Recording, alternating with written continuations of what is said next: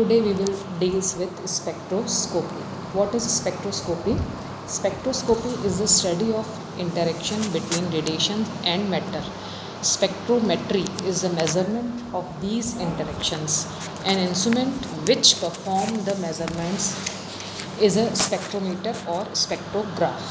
A plot or graph is referred to as spectrogram or spectrum. इसको सरल भाषा में समझने के लिए हम यूँ कह सकते हैं कि रासायनिक यौगिकों की आंतरिक संरचना को ज्ञात करने के लिए जिस तरह से विभिन्न गुणधर्म जैसे पृष्ठ तनाव, श्यानता, अपवर्तनांक, द्विध्रुव आघूर्ण आदि का अध्ययन किया जाता था, लेकिन उसके बाद कुछ सालों से हम विज्ञान की उस शाखा जिसमें कि स्पेक्ट्रमी विधियों के द्वारा अध्ययन किया जाता है पदार्थ की आणविक संरचना का, स्पेक्ट्रोस्कोपी का यूज़ करते हैं। इसके अंतर्गत किसी भी पदार्थ की आणविक संरचना विभिन्न विद्युत चुंबकीय विकिरणों के अवशोषण या उत्सर्जन की सहायता से ज्ञात कर सकते हैं। रासायनिक यौगिकों के आणविक संरचना को ज्ञात करने के लिए ये विधियाँ विद्युत चुंबकीय विकिरणों के अवशोषण और उत्सर्जन पर आधारित है और आपस में इन विधियों में अंतर केवल इतना ही है कि प्रत्येक विधि में प्रयुक्त विकिरण की ऊर्जा भिन्न भिन्न होती है। अब प्रश्न यह है कि स्पेक्ट्रम विज्ञान क्या है। स्पेक्ट्रम विज्ञान को समझने के लिए हम चित्र में दर्शाए अनुसार जब सफ़ेद प्रकाश की किरण को किसी प्रिज्म या ग्रेटिंग में से होकर पर्दे पर पड़ने दिया जाता है तो वह विभिन्न प्रकार की रंगीन पट्टियों में विक्षेपित हो जाती है और श्वेत प्रकाश के विभिन्न रंगों में तरंगदैर्घ्य के अवयवों को बंटने को हम कहते हैं डिस्पर्जन या वर्ण विक्षेपण। रंगीन अवयवों का जो परिसर होता है वो विबग्योर होता है, violet, indigo, blue, green, yellow, orange and red.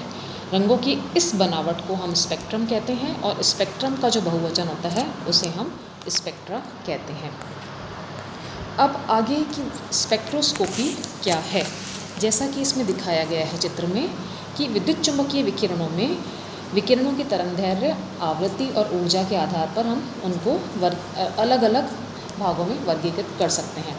इस प्रकार प्राप्त के अनुसार एक क्रमबद्ध अवस्था विन्यास को हम विद्युत चुंबकीय विकिरण या स्पेक्ट्रम कहते हैं। जब किसी पदार्थ पर विद्युत चुंबकीय विकिरणों को आपतित करते हैं तो वह पदार्थ कुछ विकिरणों को अवशोषित करता है, शेष को अपने में से जाने देता है, जैसा कि इस चित्र में दिखाया गया है। फिर उसको हम स्पेक्ट्रोमीटर के द्वारा जांचते हैं और हमें एक स्पेक्ट्रम, जैसा कि इस फिगर में दिखाया गया है, प्राप्त होता है। अब स्पेक्ट्रोस्कोपी कितने तरह की होती है? स्पेक्ट्रोस्कोपी दो तरह की होती है, इसका क्लासिफिकेशन इसमें दिया गया है चित्र में। फर्स्ट जो है वो है अवशोषण स्पेक्ट्रोस्कोपी और दूसरा है emission spectroscopy, absorption spectroscopy and emission spectroscopy. First जो एब्जॉर्प्शन स्पेक्ट्रोस्कोपी है वो इसमें दिखाई गई है। इसमें किसी स्रोत से प्राप्त प्रकाश को किसी अवशोषण करने वाला माध्यम, जैसे यहाँ पे रिएक्टेंट दिखाया गया है फर्स्ट में एब्जॉर्प्शन स्पेक्ट्रोस्कोपी में, कि ये जो रिएक्टेंट है वो सॉलिड, लिक्विड और गैस कुछ भी हो सकता है, उसमें से जब गुजारते हैं तो परिणामी प्रकाश को जब स्पेक्ट्रोस्कोप से विश्लेषित करते हैं तो जो स्पेक्ट्रम प्राप्त होता है उसको एब्जॉर्प्शन स्पेक्ट्रम कहते हैं। उत्सर्जन स्पेक्ट्रम या एमिशन स्पेक्ट्रम क्या होता है? जैसा कि सेकंड चित्र में दिखाया गया है कि किसी भी पदार्थ को पहले तापदीप्त अवस्था तक गर्म करते हैं, किसी गैस में या तो विद्युत विसर्जन करते हैं तो पदार्थ या गैस के विकिरण उत्सर्जित होते हैं। इन विकिरणों को अगर हम स्पेक्ट्रोस्कोप के द्वारा देखते हैं तो इस तरह का जो स्पेक्ट्रम प्राप्त होता है उसे हम उत्सर्जन स्पेक्ट्रम कहते हैं। अब हम नेक्स्ट स्लाइड में हम देख रहे हैं कि विद्युत चुंबकीय विकिरणों को या विद्युत चुंबकीय स्पेक्ट्रम के कितने क्षेत्र होते हैं, विद्युत चुंबकीय विकिरणों को कितने भागों में बांटा गया है। विद्युत चुंबकीय विकिरणों को उनकी तरंगदैर्घ्य, उनकी आवृत्ति और उनकी ऊर्जा के आधार पर वर्गीकृत कर सकते हैं, जैसा कि इस टेबल में दिखाया गया है। इस प्रकार इसके अनुसार एक क्रमबद्ध व्यवस्था विन्यास को हम विद्युत चुंबकीय विकिरण या स्पेक्ट्रम या संपूर्ण स्पेक्ट्रम कह सकते हैं, जैसा कि इस टेबल में दिखाया गया है। विभिन्न प्रकार के विकिरणों को उपयुक्त पदों के द्वारा पृथक पृथक पहचाना जाता है और स्पेक्ट्रम के प्रत्येक क्षेत्र का जो विकास है वो स्वतंत्र रूप से हुआ है। प्रत्येक क्षेत्र को हम तरंगदैर्घ्य को हम नैनोमीटर में या मिली माइक्रोन में या एंगस्ट्रॉम में बता सकते हैं। और जो है एनर्जी है, एनर्जी को हम E=hν से रिप्रेजेंट करते हैं।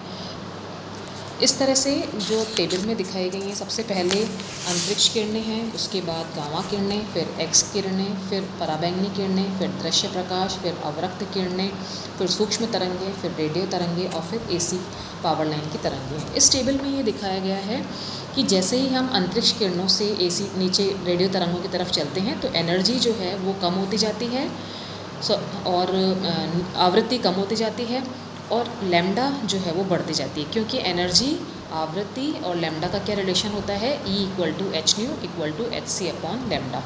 तो इन सभी विद्युत चुंबकीय विकिरणों के लास्ट में इसमें टेबल में महत्वपूर्ण उपयोग बताए गए हैं, जैसा कि गामा किरणों का उपयोग कैंसर रोग के उपचार में होता है, एक्स किरणों का उपयोग त्वचा रोगों के उपचार में होता है, क्रिस्टलों के अध्ययन करने में होता है, अल्ट्रावायलेट किरणों का उपयोग सदीप्तिशील लैंप और आणविक संरचना के अध्ययन में होता है, दृश्य प्रकाश का उपयोग वर्णमिति प्राणियों की दृष्टि में होता है, अवरक्त किरणों का उपयोग भौतिक चिकित्सा और आणविक संरचना के अध्ययन में होता है, रेडियो तरंगों का उपयोग राडार और कम दूरी के संचार साधनों में होता है,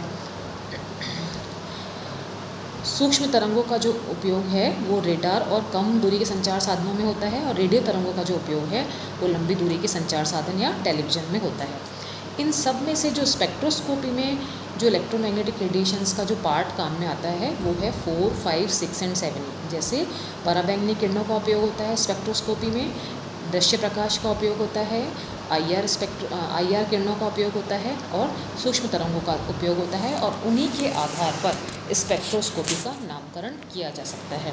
अब अगले लेक्चर में हम ये पढ़ेंगे कि जो स्पेक्ट्रम है, जिनको कि हमने 2 भागों में बांटा था, उत्सर्जन स्पेक्ट्रम और अवशोषण स्पेक्ट्रम, वो आगे भी अलग अलग भागों में विभाजित होते हैं, जैसे कि सतत और असतत स्पेक्ट्रम, रेखीय और बैंड स्पेक्ट्रम। तो इसका जो डिटेल स्टडी है वो हम नेक्स्ट लेक्चर में पढ़ेंगे। Thank you.